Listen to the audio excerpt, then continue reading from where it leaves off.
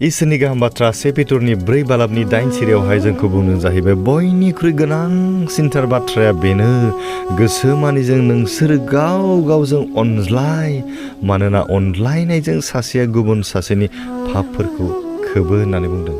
बे बाइबेल सिरिनि गेजेरजों इसोरा जोंखौहाय फोरमायनो लुबैदों जाहैबाय जों गावजों गोसो मानिजों अनलायनांगौ आरो जोंनियाव जेब्ला गोसोजों अनलायनाया थागोन अब्लाना जों मोदोम हिसाबैबो सहाय होलायनाय ना संसाराव थांनानै थानाय समावबो जोङो हेफाजाब होलायनाया जोंनि गेजेराव नुजाथिगोन होनना बुंदों।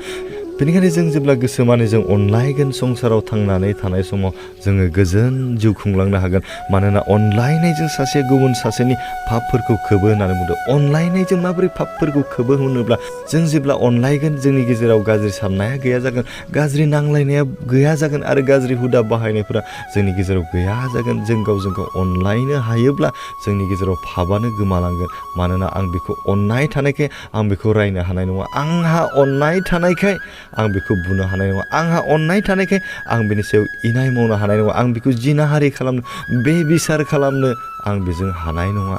बेनिखायनो जोंनि जिउआवहाय जोङो गोसो मानिजों अनलायनो नांगौ होनना बुंदों। जों गावजों गाव अनलायनाय थायोब्ला जोंनि गेजेराव हेफाजाब थागोन, हेफाजाब होलायनाय थायोब्ला जोंनि गेजेरावहाय जेबो जिंगासिनांगौ जानाय नङा। इसोरा जोंखौहाय अननायजों दैदेनगोन आरो जिउआव नों गोजोनै थांनानै थानो हागोन। बेनिखायनो जों थांनानै थानाय समाव जों अनलायनायजों जों गोसो मानिजों आरो संसाराव देहा हिसाबैबो थांनानै थानाय सम मानिखौ जोङो अनलायनायजों हेफाजाब होलायनाय आरो इसोरनि बाथ्रा बायदि जों सोलिनो सेस्था खालामनांगौ। इसोरा बे गुसुं रावनि सायाव थानानै जों साफ्रोमखौबो आशीर्बाद खालामथोंसै। आमेन। गोजोन्थों।